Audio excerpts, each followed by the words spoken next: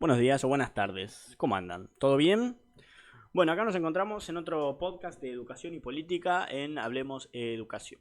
El canal es muy pequeño, como ya se dan cuenta, tampoco subimos videos muy seguido, más o menos es uno por semana. Entonces cualquier tipo de apoyo en el sentido de suscribirse, dejar mensaje, poner un like o lo que sea, nos ayuda muchísimo para crecer. Nuestra intención no es monetizar el canal en futuro, así que no se preocupen que no lo estamos, no lo queremos utilizar por un bien económico. No, sino porque justamente la idea es difundir este tipo de contenido y bueno, no hacemos otras cosas, nos dedicamos a otras cosas, no tenemos tiempo como para estar subiendo 3 o 4 por semana, que es lo que nos pediría YouTube para poder ellos mismos hacer el trabajo de recomendarnos. Así que bueno, nada, dependemos de quienes nos quieran ayudar con algo tan pequeño como eso. Bueno, perdón, todavía estamos en invierno y es tempranito a la mañana hoy. Hoy vamos a hablar acerca de un tópico romántico que se suele utilizar en la educación, que es la frase, maestro luchando también está enseñando. No vamos a hablar acerca de cuáles son los orígenes, el trasfondo, la historia, porque no viene el caso. Este es un canal de política relacionada a la educación, orientada a lo que es todo lo que se refiere a la educación, no de historia. Así que, si quieren averiguar de eso, o lo podemos ver en el otro canal, o lo pueden buscar por sus medios. Pero vamos a hablar de lo que es la actualidad de esa frase. Hoy en día, permiso, me tomo un mate. Hoy en día en la Argentina esa frase es un cliché. Es muy utilizada y lo suelen utilizar los docentes cada vez que son cuestionados por hacer tantos paros. El origen de la frase, y eso sí hago una pequeña pestaña como para que se entienda, proviene de situaciones en donde los derechos laborales estaban por el suelo, en donde efectivamente se trabajaba muy mal, se cobraba muy mal, había mucho menosprecio, en un sector tan vital como es la educación. Hay autores como por ejemplo Freire que fomentaban esas ideas. Freire hoy en día es el principal referente ideológico de los educadores. Pero ¿cuál es el problema? Él hablaba de Brasil de fines de los años 60 cuando estaban bajo un golpe de Estado. Una cosa es ahí y otra cosa es acá en plena democracia ininterrumpida desde hace décadas, en donde los propios sindicatos trabajan con el gobierno, son aliados. Muy lejos estamos de plantear un escenario como una dictadura. Pero bueno, lo utilizan en este contexto. ¿Cuál es la idea? Que se enseña con el ejemplo. El docente está demostrando que hay que valer los derechos y todas esas cosas que le encanta decir a la izquierda, que sonaban re lindos hace 40 años, pero hoy en día están oxidadísimos, porque uno ve que se limitan a los discursitos, porque después son todos millonarios, son todos amigos del poder, la mitad son todos unos mafiosos. Entonces se ha desprestigiado la frase. Y hoy, ¿cuál es el problema? ¿Por qué se los critica? ¿Está mal que un docente se manifieste por sus derechos? No, por supuesto que no. Está perfecto. Y también está perfecto que den el ejemplo de que no hay que ser sumisos ante el poder. Eso está también muy bien. ¿Cuál es el problema? Que estamos hablando de grupos de docentes que casualmente les gusta adoctrinar, que enseñan mal sus materias en la escuela para poder generar una conciencia política que sea afín a sus propios intereses. Y un ejemplo clarísimo es que durante el 2020, el confinamiento en la Argentina, el confinamiento más largo, retrógrado, inútil que tuvo el planeta entero, que es el de la Argentina, porque empezamos antes, terminamos después y cerramos todo, encarcelamos a toda la población, pero después cuando murió Maradona, ahí todo el mundo estaba en la calle, ahí no había bicho, nada.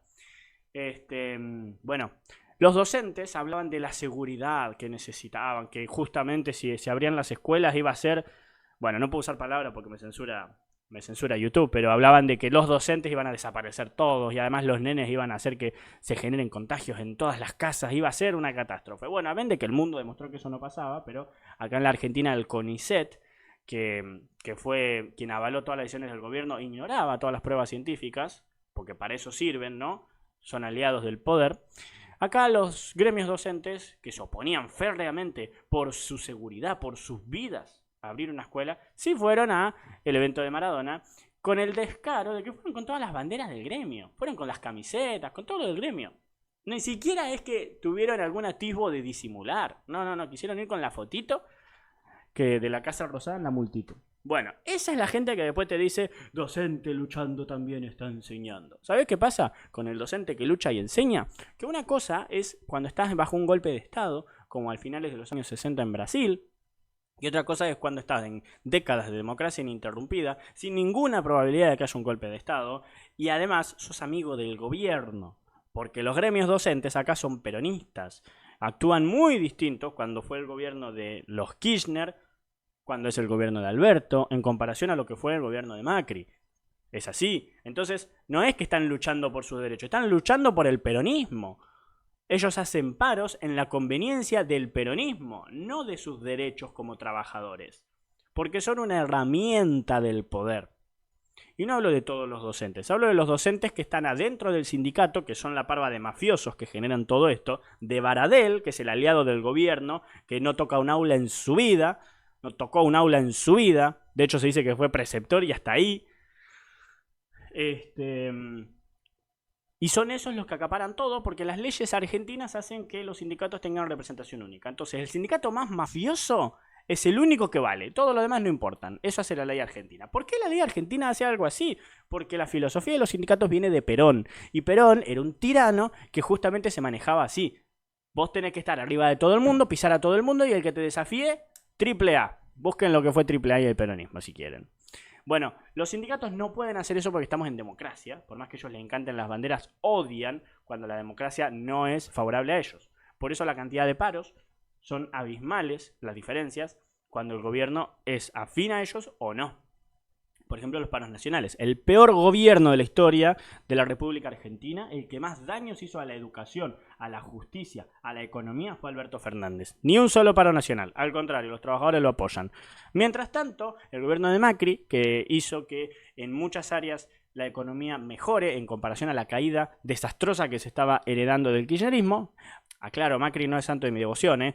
Fue un gobierno ridículo, fue un desastre su gobierno, pero fue 1000 veces mejor que el anterior. A él sí le hicieron paros. Antes de que asuma ya estaban haciendo paros en nombre de él. Pero bueno, ahí te das cuenta en donde no pelean por sus derechos, pelean por el peronismo.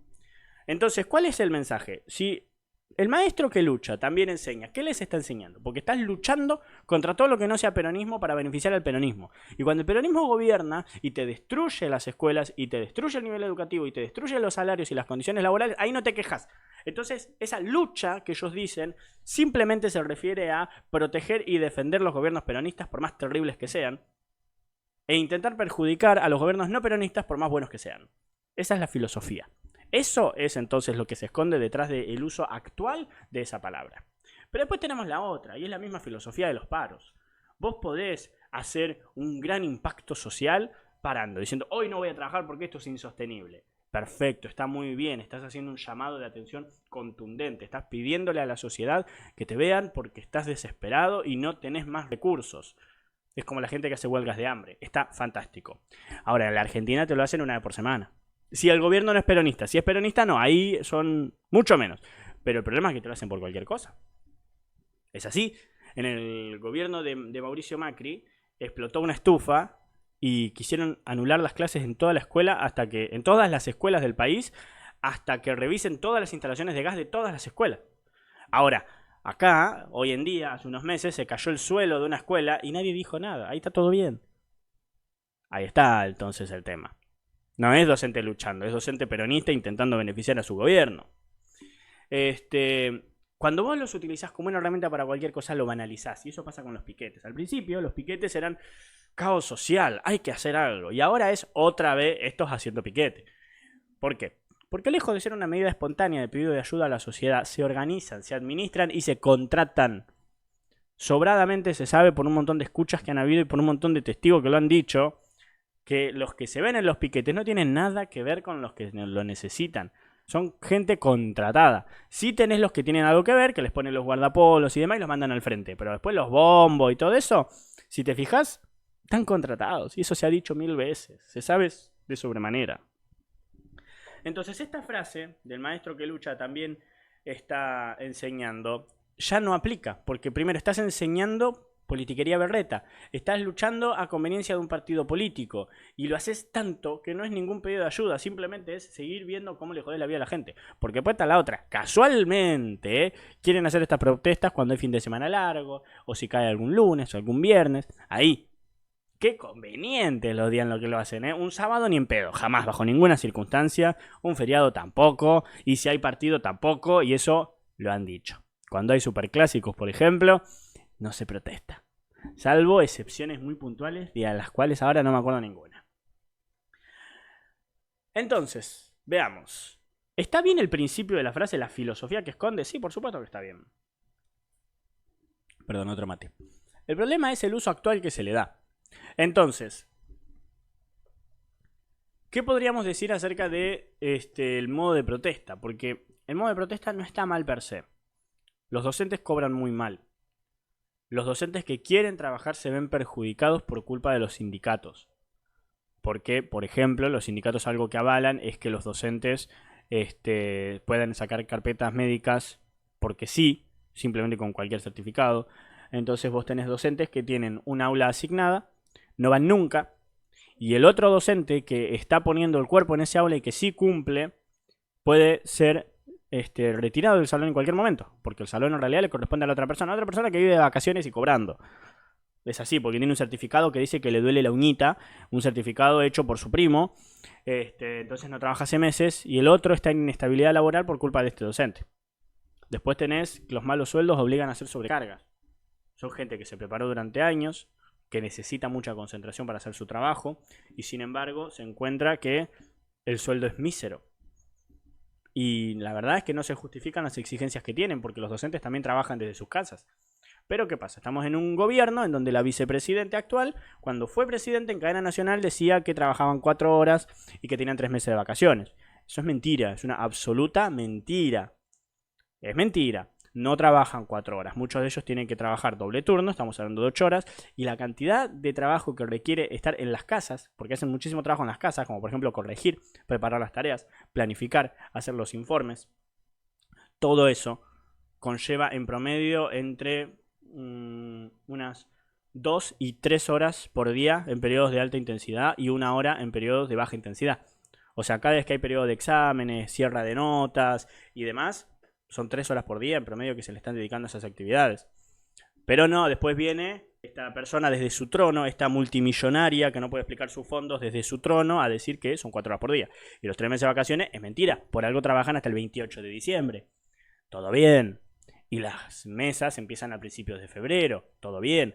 Tienen un mes. Sí, todos tienen 2 semanas. Ellos tienen 4. Sí, perfecto. Pero de ahí a decir que tienen 3 meses y estamos mintiendo. Ni siquiera es una confusión o un error. Estamos mintiendo. Porque lo estás triplicando con la intención de desprestigiar a gente que además en ese momento se los estaba violentando. A la salida de la escuela te vienen las madres o los padres, la nena o el nene que desaprobaste y te agarran a piñas. Y el Estado después te dice que te jodas, se te cagan de risa en la cara. Y después vos tenés que ir otra vez a esa pendeja a que se te cague de risa en la cara a subirle la nota. Así es como se trata a los docentes en la Argentina. Y no luchan por eso. No. Luchan para que Macri no gane las elecciones. Luchan para que no hablen mal de Kisi, porque Kisi, que destruyó la educación en la provincia y es peronista, así que hay que defenderlo a muerte, por más inútil que sea. Así que bueno, en eso se ha convertido. La política en la Argentina se ha depravado, es un desastre, no somos la excepción a la norma. Ayer o antes de ayer terminaron con la vida terrenal de un candidato en Colombia que ya venía siendo amenazado.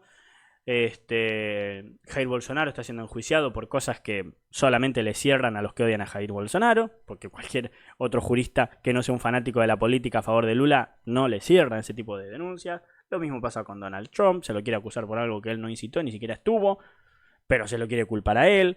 Es así. Los gobiernos de izquierda son tan autoritarios y tan mafiosos que en cuanto tienen el poder utilizan todos los recursos del Estado para intentar destruirlo. Y un ejemplo, destruir a la oposición, destruir a todo el que no piense como ellos. Y un ejemplo es el CONICET, el gobierno de científicos en donde la ciencia se rindió y se puso en 4 ante la política. Por eso el CONICET Jamás habló de que el mundo tenía las escuelas abiertas, jamás habló de que no existían esas supercontagiadores de los que decía la política, jamás habló de nada de eso. Al contrario, se callaron la boca y dejaron que se abran todas las cárceles, que se violen todos los derechos humanos, todos los derechos fundamentales, todos los derechos del niño, para defender la marcha peronista, que para eso viven, para eso se les paga. Son científicos que lo único que saben hacer es defender la marcha peronista. Por eso la Argentina está como está. Sí, me van a venir. No. Fulana de tal oficina, de tal secretaría, ella sí importa y hace un estudio importante. Sí, por supuesto. Está lleno de gente que sí quiere hacer las cosas bien. Pero por algo no pudieron hablar. Por algo se les puso una mordaza. Y es porque las cabezas de los sindicatos, de las instituciones, de los organismos, son todos estos mafiosos de los que estamos hablando. No quiere decir que persona en el CONICET es un desastre. No. Lo que quiere decir es que todas las personas que gobiernan, que manejan esos centros, son un desastre. Y los que están abajo, tenés que discernir. Tampoco vamos a pensar que son carmelitas descalzas, porque después te pones a ver y cuando se vuelven los ingresos, hacen pico de ingresos. ¿Cuándo? Cuando la política lo necesita. Después te pones a ver y están todos afiliados, todos son amantes, gígolos, ¿viste? Así pasa. Por eso la Argentina está como está y por eso le cuesta tanto salir. Pero vamos a votar el domingo. Así que vamos a ver cuánta gente le encanta la idea de seguir en un país que se cae a pedazos y que está destruido y cuánta gente tiene el sueño lejano de intentar que algo cambie. ¿Quiere decir que la oposición va a hacer que todo salga bien? No, para nada. Ya gobernaron y mucho no hicieron. Pero por lo menos es el pedido de la sociedad de que algo cambie. Eso es todo por el podcast de hoy. Espero que tengan un muy buen día y nos vemos en la caja de comentarios. Suerte.